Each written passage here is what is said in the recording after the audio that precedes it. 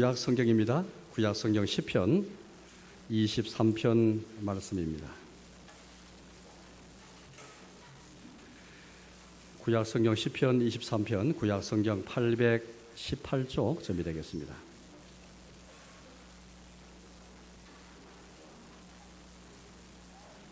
시편 23편 5절 말씀, 한 절 말씀만 제가 봉독하겠습니다. 주께서 내 원수의 목전에서 내게 상을 차려주시고 기름을 내 머리에 부으셨으니 내 잔이 넘치나이다. 아멘.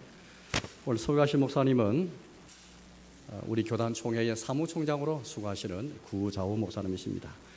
인근에서 목회도 하시고 그래서 또 지금은 이제 사무총장으로서 우리 총회를 위해서 또 교단 교회 유익을 위해서 수고 많은 목사님이신데요. 오늘 목사님 모셔서 하나님 말씀을 듣게 되었습니다. 주께서 내게 상을 찾아주시고 라는 제목으로 하나님 말씀 듣도록 하겠습니다.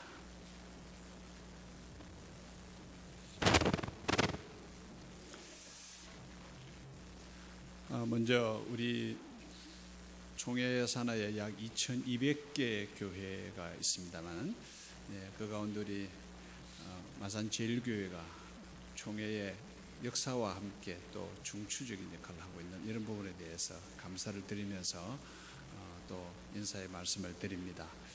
오늘 아시는 것처럼 우리 마산제일교회가 이 경남 마산 지역 전체에 그동안에 정말 큰 일들을 해왔고 또 지금 현재도 우리 교단으로 따지면은 3% 안에 드는 교회입니다. 수치로는 그렇지만 3%라는 것은 대단한 것입니다. 그리고 특별히 우리 성 목사님께 감사를 드리는 것은 우리 교단에 사실 중요한 일들이 많은 가운데 뭐 정치적으로 행정적으로도 일이 많지만은 특별히 교단의 내실적으로는 하나님의 말씀 성경을 중심으로 바른 신학으로 교회 내실을 채워가는 게 굉장히 중요한 일이고 또 이단이 극성을 부리고 신학에 많은 자유주의 신학이나 이런 부분들이 들어오는 가운데 있는데도 우리 교단에 필요한 일들, 신학적인 문제들 이런 문제를 목사님께 부탁을 드리면 목사님께서 명쾌하게 많은 연구를 해주시고 교단에 큰 기여를 해주시고 계십니다. 그래서 이런 부분에 있어서 우리 교단이 정말 보배와 같고 늘 제가 나이가 조금 더 있고 선배니까 정말 자랑스럽고 귀한 후배라고 늘 생각을 하고 있습니다. 제가 사무총장으로 일을 해오면서 교단에 필요한 일들이 있을 때마다 특별히 이런 성경과 신학에 관한 목회에 관한 부분들이 있을 때마다 목사님의 도움을 많이 받고 있습니다. 아마 그 배후에는 우리 많은 성도님들과 교회에서 배려해 주시기 때문에 그런 부분들이 가능하지 않았나 생각하는데 아마 성도님들은 모르시고 계실 수도 있습니다. 그러나 우리 제1교회가 교회로서의 여러 가지 일도 하지만 목사님을 통해서 교단과 한국교회에 큰 일을 감당하고 있구나 하는 것을 아셔주시고 또 기도도 그렇게 많이 해주시기를 부탁을 드립니다. 네. 이제 오늘 이 본문의 말씀을 따라서 시편 23편은 우리가 익히 잘 아는 성경입니다. 다윗이 하나님 앞에 올린 이 23편의 성경 속에는 복음의 진수가 들어있습니다. 물론 모든 성경의 전체적인 흐름은 복음이 들어가 있는 것이고 복음의 그늘 아래 있는 것입니다만은 지금 전 세계의 설교와 목회의 새로운 모델들이 다시 강조되고 있습니다. 흔히 말하면 개혁이라 그럴 수도 있고 새로운 시작이라도 할 수 있는데 수많은 메시지들이 전 세계 250에서 300만 개가 되는 교회들, 한국에 5만 5천에서 6만 개 되는 교회들, 여기에 매일 주일마다 설교가 쏟아지고 있는데 이 설교들에 대해서 회의가 고민이 걱정이 많이 있는 것은 하나님의 말씀의 본질에서 벗어나지 않았느냐, 조금 하나님께서 말씀하시고자 하는 메시지가 아니라 사람들의 귀에 들려주기 위한 설교를 하는 것은 아니냐, 이런 이야기들이 한 20년 전후부터 들려오기 시작하고 지금 현실적으로 좀 어려운 점이 있어요. 이것은 전 세계적인 현상입니다. 그런 가운데 이제 미국 교회에서 중심이 되어지기도 하고 한국 교회도 새로운 붐이 시작되는 것은 모든 것을 교리나 신학으로 설명하지 아니하고 복음으로 말씀 그 자체로 재해석하고 그것이 해석이 딴 방향으로 간다는 것이 아니라 정말 복음 안으로 다시 들어오는 사람의 소리나 신학적, 교리적 그런 주장이나 자기 고집이나 전통을 따라가는 것이 아니고 바르게 말씀이 전해져야 된다. 거기에 대해서 복음이 정답이다 하는 그런 부음이 일어나고 있습니다. 그래서 모든 성경을 볼 때 우리는 예수 그리스도를 통한 구원이며 그분의 구속사적 사건이며 그 속에 복음이 들어있다는 사실을 이해해야 되는데 우리가 오랫동안 신앙생활을 해온 부분에서는 이런 부분에 조금 더 이제 눈을 열어야 할 때가 된 것입니다. 어떻게 보면 설교를 들을 때 보면 그 본문의 그 제목에 그 말일 것이다. 거의 틀림없습니다. 비슷합니다. 그러나 꼭 그렇지만은 않다는 것을 이제부터 여러분께서 전 세계의 분위기와 영적 새로운 변화와 한국교회 변화를 통해서 보시게 될 것이고 한국교회와 성도들이 약화되거나 또 삶의 특별히 신앙생활에 새로운 변화와 도전이 부족한 것은 복음적 강력한 메시지가 부족하고 우리가 조금 더 배워야 한다는 것을 알 수가 있습니다. 그래서 오늘 23편 가운데 특별히 5절의 말씀을 통해서 복음의 진수를 다시 한 번 더 부각시키고 우리도 하나님 앞에서 은혜 받는 그런 시간이 될 수 있기를 바랍니다. 그래서 23편을 우리가 조금 전에 읽었습니다마는 주께서 내 원수의 목전에서 원수가 보고 있는 가운데서 내게 상을 차려주시고 그리고 내 머리에 기름을 부으시고 또 한 가지 내 잔에 하나님께서 부어주시는 잔이 넘치는 이런 놀라운 모습을 보고 있습니다. 여러분 한 번 더 우리 자세히 한번 연상을 해 보십시다. 어떤 모습인지요? 하나님께서 앞치마를 딱 두르시고 엄청나게 큰 상을 차리시고 메뉴가 하나가 아니라 아주 다양한 메뉴를 차리신 다음에 다양한 음식들을 차리시고 그리고 나서 우리에게 먹으라고 하시는 겁니다. 그런데 그 상을 차려서 먹게 하는 그 대상은 여러 사람이 아니라 공동이 아니라 딱 한 사람입니다. 이 본문에서는 다윗이 하나님 앞에 그런 상받음을 받았다고 생각을 하고 있고 우리가 이 본문을 오늘 이 시간에 생각하면 나를 위하여 우리 모두지만 나를 위하여 차리신 상차리심이다 하는 것을 알 수가 있고 하나님께서 직접 나오셔서 시중을 들어주시고 서비스를 해주시고 우리를 위하여 먹게 격려하고 계시는 모습입니다. 그리고 나서 식사하는 내 머리에 기름을 또 부으시고 내가 먹는 그 잔에 포도주를 먹으니까 유대인들은 식사에 같이 먹는 그 잔을 차고 넘치게 계속 부어주신다. 이게 도대체 무슨 일인가 도대체 한번 생각을 해보십시오. 어떤 현장일까요? 바로 예배입니다. 바로 예배 현장, 바로 지금을 말하는 것입니다. 하나님께서 우리를 부르시고 우리의 경배를 받으십니다. 받으시고는 하나님께서 성령으로 직접 우리 가운데 나타나셔서 하늘의 문을 여시고 우리에게 상을 차리신 겁니다.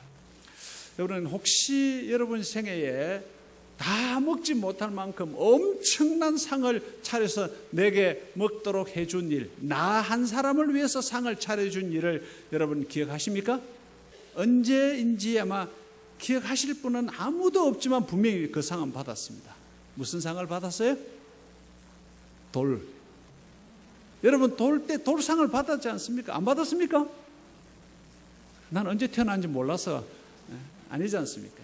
그리고 또 지금은 조금 이제 나이가 더 들어서 하지만은 회갑이 되면 또 잔치상을 큰 상을 차려놓고 그때는 부부가 같이 앉기도 하지만 나를 위한 것 아닙니까? 상을 차려주는 거예요. 전에는 부모가 차려줬지만 이제는 자식이 주로 차려주겠죠. 평소에는 우리 이런 상을 맞이할 일이 별로 없습니다. 그리고 오늘 이 상이라고 하는 것은 완전한 잔치를 말하는 것인데 모든 사람들이 보는데 심지어 원수들이 보고 있는 데까지도 나를 위해서 특별한 상을 마련하신 하나님, 여러분 생각하십시다. 이 예배 너무 놀랍고 장엄하고 모든 성도 그리스도의 공동체가 지체가 같이 예배 드리는 것이지만 예배는 우리가 하나님 앞에 1대1로 하나님과의 관계와 인격적 대화가 일어나야 하는 것입니다.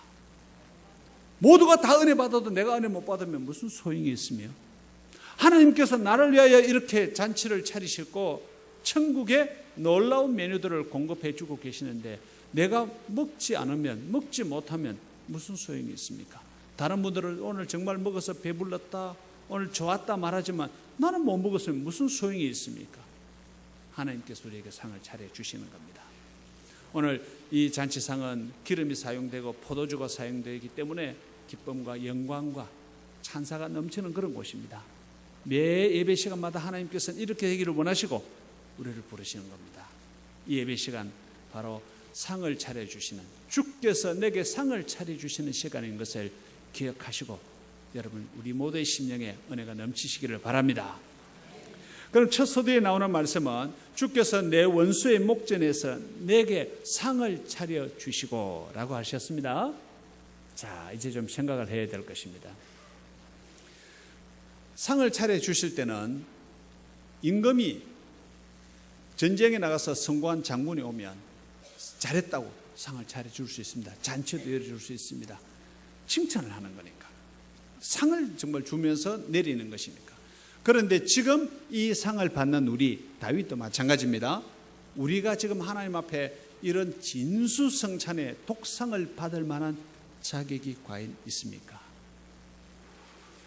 신분상으로도 우리는 죄인이라는 신분을 갖고 있지만 조금 거기서 떠나서 말이죠. 우리 한 주간의 삶을 보면 하나님께서 우리에게 지금 이 자리에 오게 하셔가지고 하나님께서 내게 상을 차려놓으시고 내 아들아 내 딸아 너를 위해서 이 예배를 준비했다, 말씀을 준비했다, 먹어라 먹어라 하실 때 나는 성공한 사람이 아닙니다.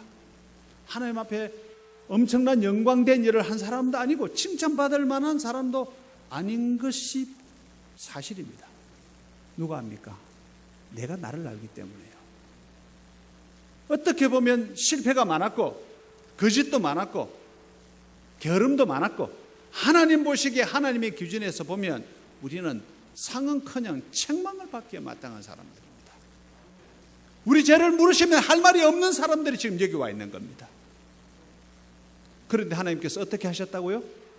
상을 차려주셨다. 이게 바로 복음인 것입니다. 우리의 못난 모습과 우리의 과오를 하나님께서 물으시는 것이 아니고 너 어제까지 여기까지 오기까지 지금까지 어떻게 했는지 네가 아느냐? 이렇게 우리의 죄나 허물을 말씀하시는 것이 아니고 내 아들아 내 딸아 수고했다. 열심히 잘하느라고 고생도 했지만 다른 사람들에게 말을 듣고 시담을 받는다고 고생을 했고 심지어는 믿음이 딸려서 믿음대로 살지 못해서 무너져 버린 나의 여러 가지 모습들에 대해서도 하나님께서는 고생 많았다. 상하고 지친 우리를 하나님께서 용납하시면서 상을 차리시는 줄로 믿으시기를 바랍니다. 여러분 아이들이 학교에 갔다 올 때에 혹시라도 시험을 치고 오거나 뭐 하여튼 학교에 갔다 올 때에 너 오늘 공부 잘했냐? 졸지 않고 잘했냐? 숙제는 잘 대답했냐? 시험은 몇 점 받았냐? 다 물어보고 밥 차려줍니까? 그러고 나서 너는 이놈아 밥값 못했다 먹지 마라 이렇게 하시냐고요. 세상에 그런 부모가 있습니까? 좀 부족해도 좀 마음에 안 드는 일이 있어도 우선 먹어라.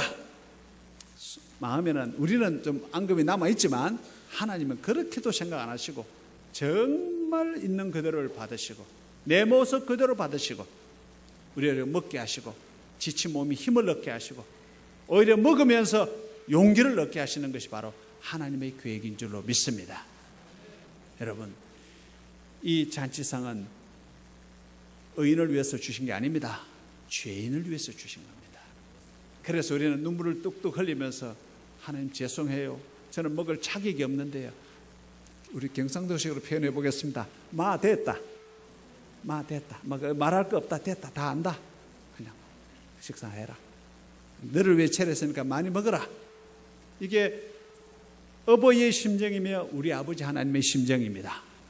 누가 뭐라고 했든지 내 속에서 무슨 생각이 일어나든지 여러분 그것을 개의치 마시고 주님 앞에 나오면 주께서 내 모습 그대로 못난 내 모습 그대로 상하고 지치고 심지어는 사람들에게 막 여기저기서 부대꼈지만은 그럼에도 불구하고 하나님께서는 내 아들이고 내 딸이시기 때문에 지금 진수성찬을 마련하신 것입니다. 믿습니까?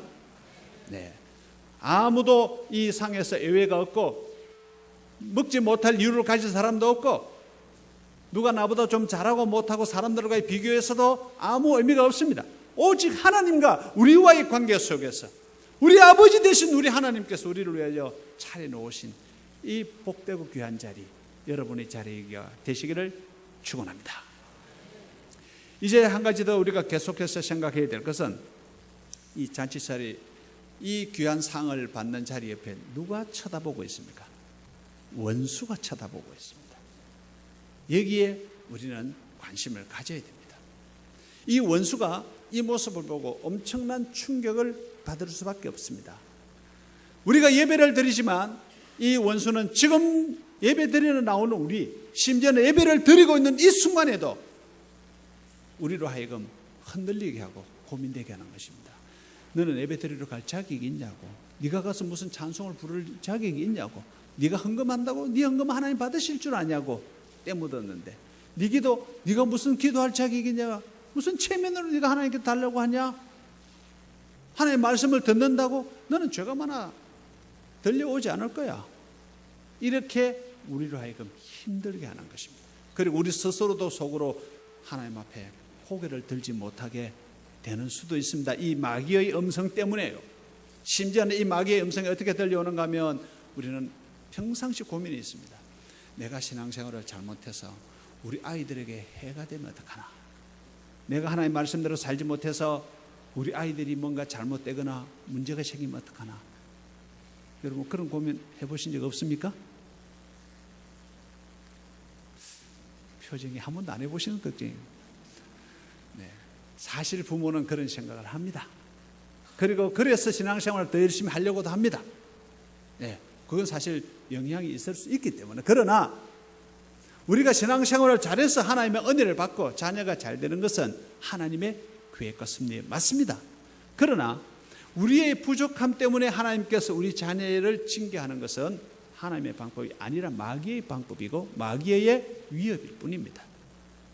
물론 우리가 더 잘했으면 자녀가 더 잘 되었겠고 또 그런 어려움 속에서 벗어날 수 있었겠지만 우리가 영적인 도움을 주고 할 수 있으니까. 그러나 그렇게 못한 것은 잘못이지만 우리 때문에 자녀가 문제가 되게 하는 것은 하나님의 방법이 아닙니다. 그렇기 때문에 두려워하지 마시길 바랍니다. 네. 그렇다면 우리는 여기에서 중간에 한 번 더 말씀을 드려보는 것은, 그래서 우리는 신앙생활을 더 열심히 해야 되기도 합니다. 우리 자녀들과 우리 교회와 우리 이웃들을 위해서. 이유는 됩니다. 신앙생활을 열심히 해야 될 이유는 됩니다. 그러나 마귀의 소리에 휘둘리면 안 된다는 것입니다. 이것이 복음의 기로에 서서 복음을 어둡게 받아들여서 복음의 한쪽에 마귀의 소리에 귀를 기울이고 우리 마음이 흔들려서 자꾸 눌리는 것입니다. 우리 자녀들 중에 약한 자녀에 관심이 더 많은 것처럼 신앙생활과 믿음생활과 세상살이에 힘들어한 우리에 대해서 하나님께서는 더 큰 은혜를 베푸시는 것입니다.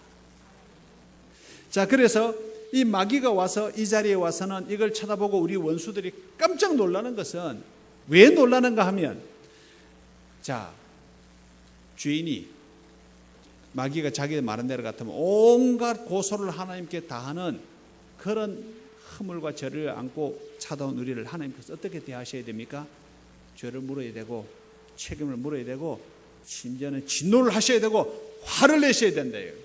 하나님은 그렇게 하셔야 되는 분이라고. 그래서 마귀가 벌 받는 거 보자 하고 우리 옆에 앉아서 쳐다보고 있는데 하나님께서는 어떻게 하셨습니까? 오히려 상을 차려 놓으시고 먹게 하시는 이 모습을 보고 마귀가 깜짝 놀란 겁니다. 그리고 이 상에 앉아서 하나님께서 주시는 이 놀라우신 음식들을 먹고 있는 우리를 보고 마귀는 획 돌아서면서 한마디 할 겁니다. 뭐라고 할까요? 작전 실패. 당연하죠.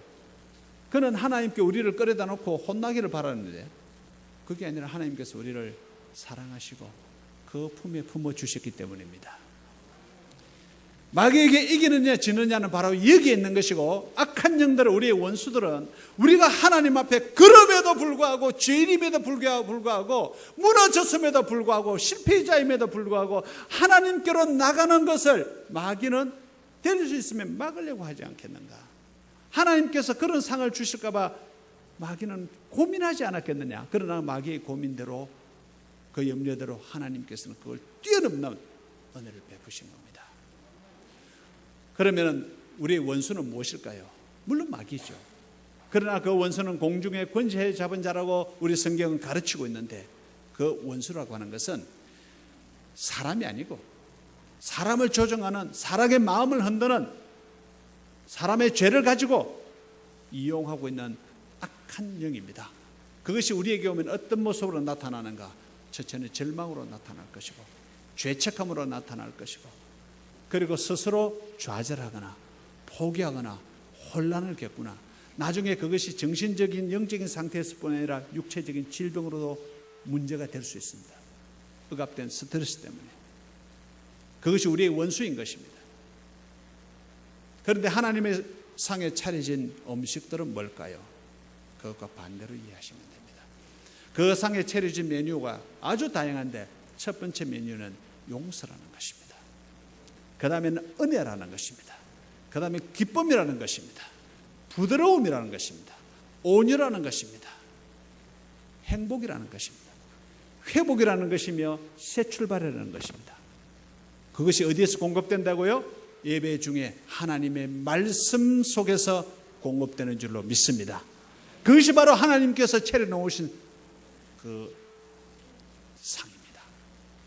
여러분께서 용서라는 것을 잡수시기만 하면 됩니다. 하나님께서 우리가 뭘 잘못했다고 눈물을 쏟고 몸부림을 치고 그것 때문에 고통을 당하고 또 그것 때문에 고민을 많이 하면 하나님께서 우리 죄를 용서해 주실 것 같다는 이런 고행주의의 생각을 가지시면 그건 복음이 아닙니다.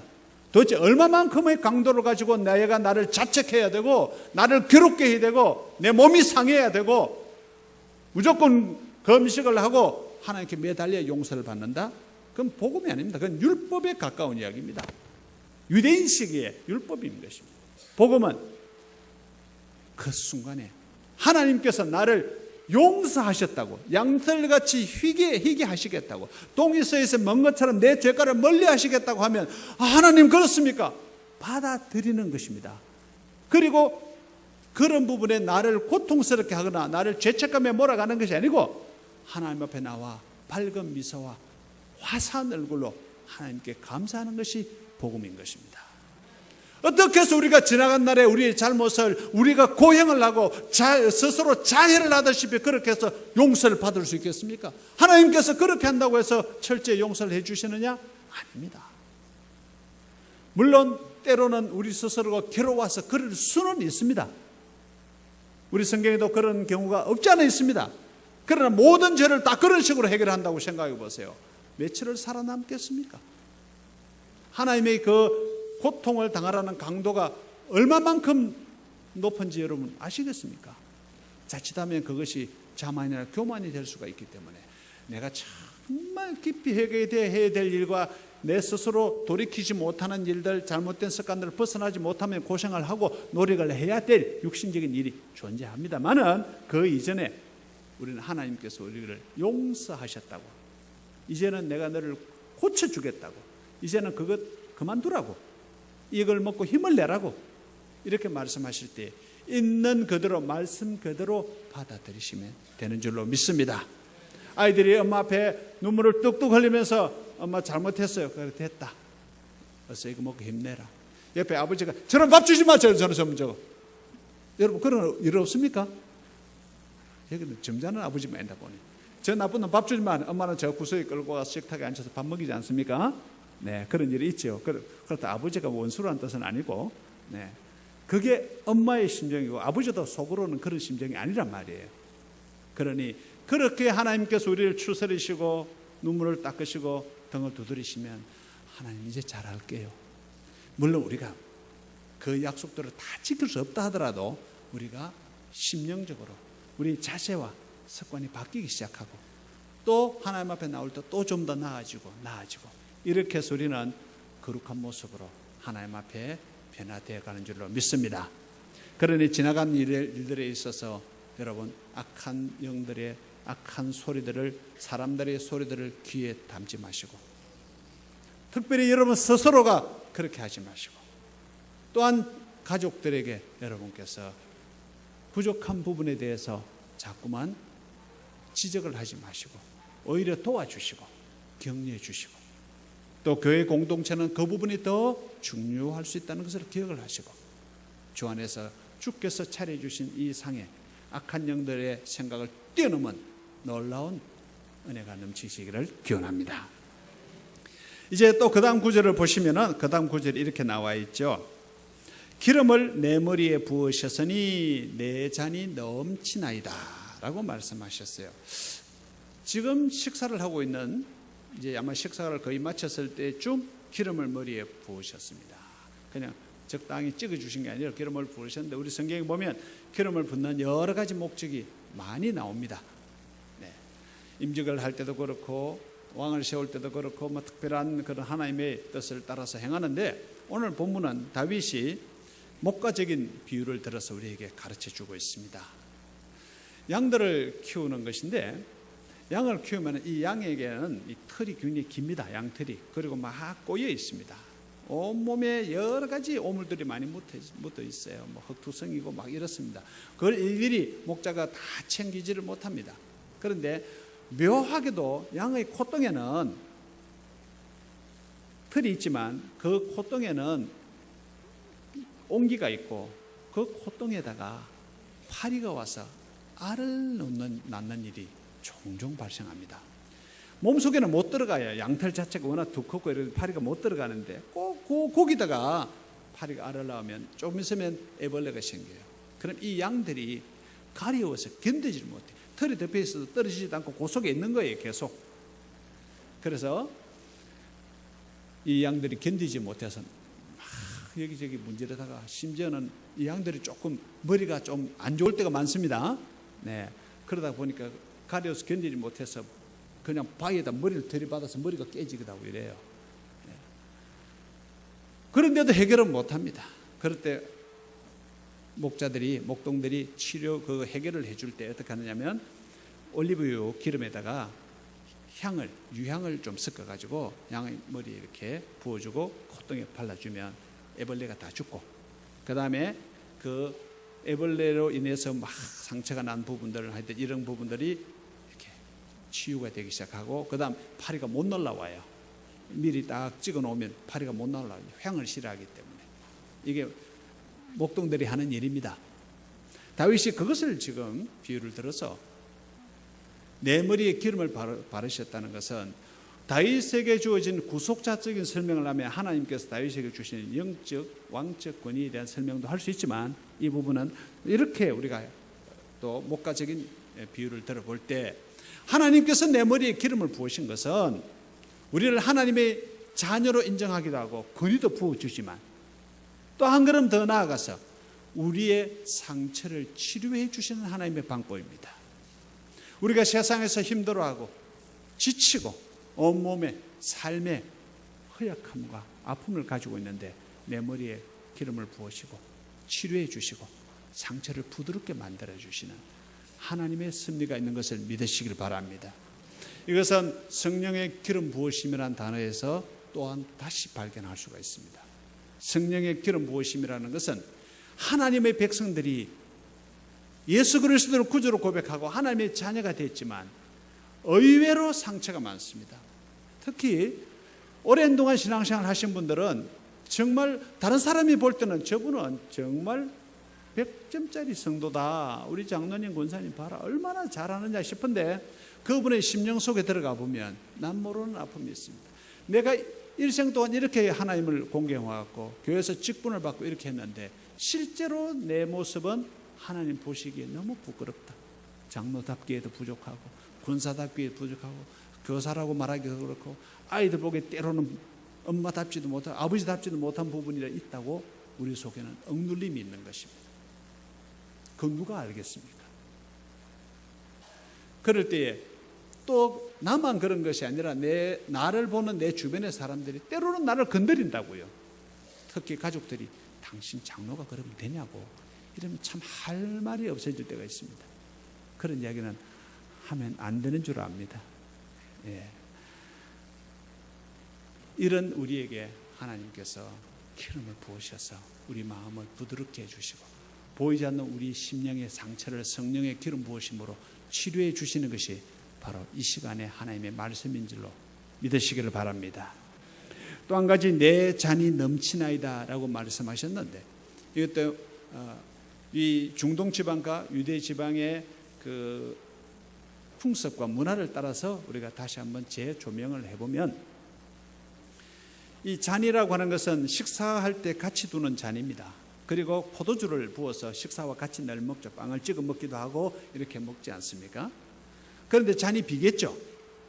비면은 주인이 그 손님의 잔을 옆에서 채워줍니다. 이렇게 손님 지가 따라 먹지는 않는 것 같아요. 채워주면 먹고 하는데 아니 잔이 한 2번 비었는데 주인이 더 안 부어줘, 안 채워줘. 그러면 무슨 뜻일까요? 주인이 오늘은 여기까지입니다. 당신은 이 정도 이제 식사하셨고 이 정도 우리 집에서 머물렀으니 이제는 돌아가셔야 되겠습니다. 그 뜻입니다. 그런데 주인이 계속 부어주면 계속 우리와 함께 있자는 뜻입니다. 물론 선택은 손님이 할 부분도 있겠지만은 주인은 그런 배려를 하고 있는 것입니다. 그런데 오늘 본문에는 보니까 잔이 넘쳤다고 말하고 있습니다. 그냥 채워졌다고 말하지 아니하고 넘쳤단 말은 특별한 손님이라 포도주를 허비할 리가 있습니까? 얼마나 귀한 것인데. 그런데 손님이 혹시라도 잔이 비었다고 생각할까 봐 충분히 채워주는 것입니다. 그리고 먹고 당신은 우리 집에 온 최고의 손님이고 우리에게 너무너무 소중한 분이니 우리와 함께 영원히 있어야 됩니다. 이런 의미를 담고 있는 것입니다.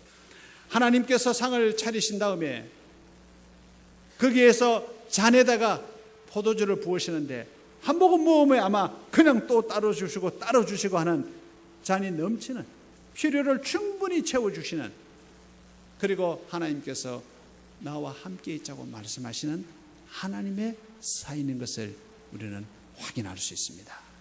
사랑하는 성도 여러분, 여러분의 잔이 비어 있습니까? 왜 비어 있을까요? 이런 답이 있을 수 있습니다. 여러분, 포도주잔을 엎어놓으면 비어 있습니다. 엎어놓았다는 게 무슨 뜻입니까? 말씀의 귀를 닫았다 그 말입니다. 하나님과의 관계를 회복하겠다는 열정이 준비 안 됐다는 것입니다. 은혜 받을 준비가 안 되면 어떤 말씀도 내 귀에 들어오지 않습니다. 그러면 나는 빈잔을 가지고 있다가 그냥 가는 겁니다.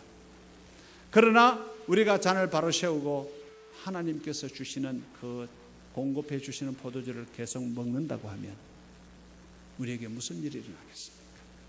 그리고 우리가 예배를 마치면 이 성전을 떠나 이 예배당을 떠나 우리는 현장으로 갑니다. 그러나 이 잔이 넘친다는 것은 이 잔의 넘침이 식탁에서만 멈추는 것이 아니라 우리의 삶의 모든 영역에 우리 가정으로 우리의 시행으로 우리의 모든 영역에 계속해서 공급되어지는 것으로 우리는 이해할 수 있고 하나님께서 비록 육신적으로는 성전 바깥에 교회 바깥에 나가서 살아가고 있지만 사실상으로는 그 채워주시는 그 하나님의 채우심이 나와 함께 하자는 그 음성이 함께하고 있다는 이 놀라우신 은혜가 우리에게 계속해서 공급되고 있다는 것을 믿으시기를 바랍니다. 우리는 때로 성전을 떠나고 예배를 떠나서 밖에 나가면 잊어버리는 일이 있을지라도 하나님께서는 우리를 잊지 않으시고 우리가 어느 곳에 있든지 무엇을 하든지 거기에 성령으로 함께 하시는 것이 바로 이런 표현인 것입니다. 여러분 믿으십니까? 네. 이제 우리는 여기에서 기억해야 됩니다. 이렇게 놀라운 하나님의 상차려 주심이 있는데 예배에 함께하지 않으면 매주 이 자리에 나오지 않으면 나를 위해서 상을 차려놓으신 그 자리에 내 자리가 빕니다. 나는 그 상을 받을 수 없습니다. 그리고 우리의 심령은 여전히 악한 영들의 원수들의 조롱에 흔들리게 되는 것입니다. 우리는 생각보다 약합니다. 매주일 말씀을 듣고 그 말씀대로 살자고 하는 새로운 다짐과 용기가 우리에게 있어야만 그래도 우리는 이겨갈 수가 있는 겁니다. 주의 전을, 예배를 소중히 여겨야 됩니다. 그리고 하나님께서 우리에게 상을 차려주실 때에 여러분 거절하지 마시기 바랍니다. 여러분 구경만 하지 마시기 바랍니다.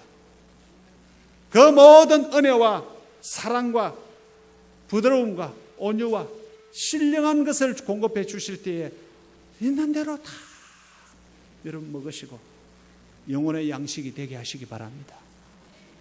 그리고 이것은 일시적으로 끝나는 것이 아니고 내가 다시 주의 전으로 돌아올 때까지 계속해서 공급되고 있다는 것. 하나님께서 너는 내 것이라 말씀하신 거기에 모든 것이 담겨 있다는 것을 기억을 하시고, 어떤 일이 있더라도 누가 뭐라고 하더라도 심지어는 내가 실수하고 실패하는 일이 있더라도 두려워하지 마시고 하나님을 바라보시고 주 안에서 승리하시기를 축원합니다. 기도하겠습니다. 거룩하신 하나님 아버지, 오늘도 저희들을 불러주시고 저희들에게 상을 차려주시니 너무너무 감사합니다.